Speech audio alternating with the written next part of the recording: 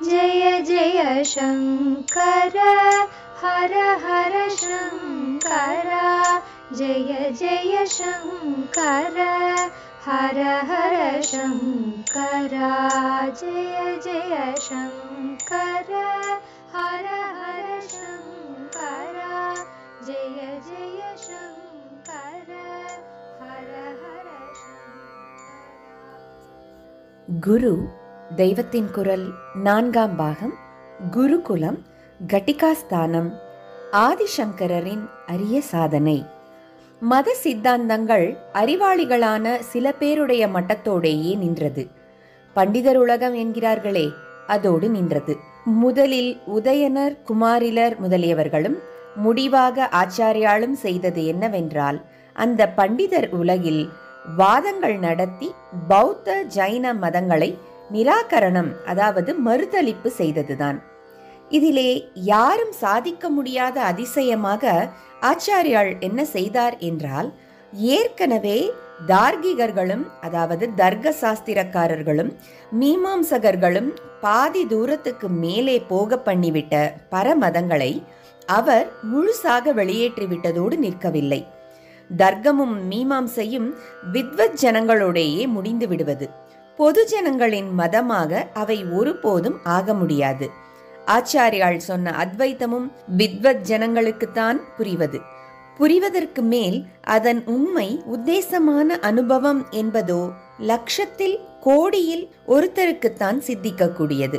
இப்படிப்பட்ட ரொம்பவும் அப்ஸ்ட்ரூஸான சித்தாந்தத்தை நிர்தாரணம் பண்ணிய அதே ஆச்சாரியால்தான் பரமதங்களை நிராகரணம் செய்த பின் அத்தனை பொது ஜனங்களுக்கும், வித்வத் ஜனங்களுக்கு மட்டுமில்லை, பாமர ஜனங்கள் உட்பட ஜீவ சமூகம் முழுதற்கும் ஆபாசமும் கோரமும் இல்லாத வழிபாட்டு முறைகளை தந்து பரமோபகாரம் செய்தார். வைதிக கர்மானுஷ்டானங்களை பழையபடி பிரகாசிக்க செய்து, மறுபடியும் சத்பிராமணர்கள் விருத்தியடைய செய்து, அவர்களுடைய லீடர்ஷிப்பில் மற்றவர்களும் முன்னேற செய்தார். லீடர்ஷிப் என்றால் அவர்கள் ஊர்வலத்தின் முன்னே கொடியை எடுத்துக்கொண்டு போய் மேடையில் பிரசங்கம் செய்து மாலை பொன்னாடை மரியாதை பெறவில்லை. சைலண்ட் லீடர்ஷிப் தான், மௌனமான தலைமைதான். அவர்கள் பாட்டுக்கு ஒதுங்கி தியாகமாக, நியமமாக, அஹிம்சை, அபயம், பக்தி, அன்பு, அபரிக்கிரகம், அதாவது பொருள் பற்றின்மை முதலியவற்றோடு வாழ்ந்து கொண்டிருந்தார்கள். அதிலிருந்து மற்ற ஜனங்கள் தாங்களாகவே முன்னுதாரணம் எடுத்துக்கொண்டதை தான் லீடர்ஷிப் என்கிறேன். இந்த லீடர்ஷிப்பில் ஜனசமுதாயம் முழுதற்கும் பொருள் தருவது எதுவோ, உய்வு தருவது எதுவோ, அந்த ஆத்மாபிவிருத்தியும் ஏற்படும்படியாக ஆச்சாரியர்கள்தான் மறுபடி ஏற்படுத்தினார். அதாவது இந்தியா என்றால் தர்மம், பக்தி, ஆத்ம சம்பத்து என்று இதற்கு உயிர் மூச்சாக உள்ள ஆக்சிஜனை மறுபடி கொடுத்து இதை பிழைக்க வைத்தவர் அவர்தான்.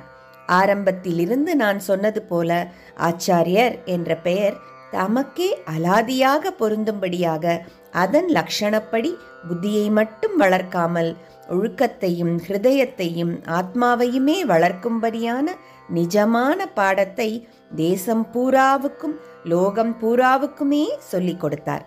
தேசம் முழுவதும் சஞ்சாரம் பண்ணி ஆங்காங்கே அறிவாளிகளான மற்ற சித்தாந்திகளை அவர் ஜெயித்த உடனேயே அந்த சித்தாந்தங்கள் தோற்று ஓட்டம் பிடித்தன. ஆனால் இதனால் மட்டும் வைதிக இந்து மதம் ஜெயித்ததாக ஆகாது. ஏனென்றால் பாதத்தால் பெற்ற வெற்றி புத்தியின் ஜெயம்தான். ஜன சமூகத்தின் ஒழுக்கம், பக்தி இவற்றுக்கோ, அவர்களில் பக்குவமானவர்களுக்கு ஆத்மானுபவம் ஏற்படுவதற்கோ பரமதங்களின் நிராகரணம் மட்டும் எப்படி போதும்?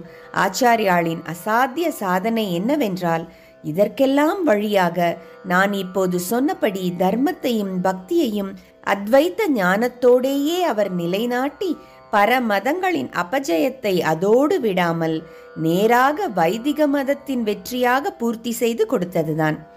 கர்மா, பக்தி, ஞானம் என்ற 3 மார்க்கங்களில் நம் ஆச்சாரியால் ஞானத்தை நிலைநாட்டினவர் என்று பொதுவாக சொல்லப்பட்டாலும் அது நிஜம்தான் என்றாலும் கர்மாவையும் பக்தியையும் கூட அவர்தான் புத்துயிர் தந்து ஸ்திரப்படுத்தி இருக்கிறார். கர்மமும் தர்மமும் ஒன்றோடொன்று ஒட்டியவை, கைகோத்து கொண்டு போகிறவை. வேத சாஸ்திர பிரகாரம் ஒவ்வொருவனுக்கும் ஏற்பட்ட குல கர்மாவை பொறுத்தே அவனது நியாயமான வாழ்க்கை முறையாகிய தர்மம் என்பதும் அமைந்திருக்கிறது. குல தர்மம், ஸ்வதர்மம் என்ற வார்த்தைகள் குல கர்மம், பிறப்பால் ஏற்பட்ட ஸ்வகர்மம் என்ற அர்த்தத்திலேயே கீதாதி சாஸ்திரங்களில் சொல்லப்பட்டிருக்கின்றன. இப்படி சாஸ்திரம் விதித்த கர்மாவை செய்து அதனால் சித்த சுத்தி பெற்று சுத்தி பெற்ற அந்த சித்தத்தால் ஈஸ்வரனை ஒருமுனைப்பாட்டோடு நினைத்து, அதாவது பக்தி பண்ணி, அப்புறம் தான் அந்த நினைப்பிலேயே தோய்ந்து முடிவாக நினைப்பு என்பதே அழிந்து ஈஸ்வரனோடு ஈஸ்வரனாக அத்வைத்த ஞானம் பெரும்படியாக ஆச்சாரியால் கிரமப்படுத்தி கொடுத்திருக்கிறார். இவற்றில் அவரவரது கர்மத்தை தர்மத்தை சொல்வது தர்மசாஸ்திரமான ஸ்மிருதி. பக்தியை ஊட்டி வளர்ப்பது புராணம். அத்வைத்த ஞானத்துக்கு உபாயம் சொல்வது உபனிஷத்தாகிய வேதாந்தம் என்னும் ஸ்ருதி சிரஸ். ஸ்ருதியின் அடியில் பாதத்திலிருந்து ஆரம்பித்துத்தான் இந்த சிரசான முடிக்கு போக வேண்டும். இம்மூன்றுக்குமே, அதாவது ஞானத்துக்கான ஸ்ருதி, கர்மாவுக்கான ஸ்மிருதி, பக்திக்கான புராணம் ஆகிய மூன்றுக்குமே ஆச்சாரியால் ஒரு குடியிருப்பாக இருந்தார். இவை மூன்றும் குடிகொண்ட கோயிலாக இருந்தார் என்றே அவரை பற்றிய ஸ்லோகம் சொல்கிறது. ஸ்ருதி ஸ்மிருதி புராணானாம் ஆலயம் கருணாலயம் நமாமி பகவத் பாத சங்கரம் லோக சங்கரம். அதாவது பரம பாவிகளான சிலருக்கு மட்டும் நல்லது பண்ணும் ஞானாச்சாரியராக மட்டும் இல்லாமல் சகல ஜனங்களுக்கும் நல்லது பண்ணும் கர்ம பக்திகளையும் தரும் லோக சங்கரராக இருந்த அருள்மூர்த்தி கருணாலயம் அவர் என்று ஸ்லோகம் சொல்கிறது. ஷம் என்றால் நல்லது, கர என்றால் பண்ணுவது. உலகத்துக்கெல்லாம் நல்லது பண்ணிய லோக சங்கரர் நம்முடைய சங்கர பகவத் பாதாள். அறிவுவாதத்தால் தாய் மதத்துக்கு திருப்பிய பிராமணர்களை நம் பழைய கல்வி முறையில் அறிவை அனுஷ்டானத்தோடு இழைத்தது போலவே ஆச்சாரியாலும் கர்மானுஷ்டானங்களில் கட்டி போட்டார். அதனால் அவர்கள் தாங்களும் சித்த சுத்தி பெற்று சமூகம் முழுதற்கும் ஐடியல் வாழ்க்கை வாழ்ந்து காட்டும்படியும் செய்தார். ஒரு ஊருக்கு போனால் வாதப்போர் செய்வது மட்டும் இல்லாமல் அங்கே கோயிலுக்கு புனர்ஜீவன் உண்டாக்கினார், யந்திர பிரதிஷ்டை பண்ணினார், உக்ரமூர்த்தியை சௌமியமாக்கினார். ஆச்சாரியாள் என்றாலே அத்வைத்தம் என்று கொண்டாடுவது அவரை பூர்ணமாக சொல்வதாகாது.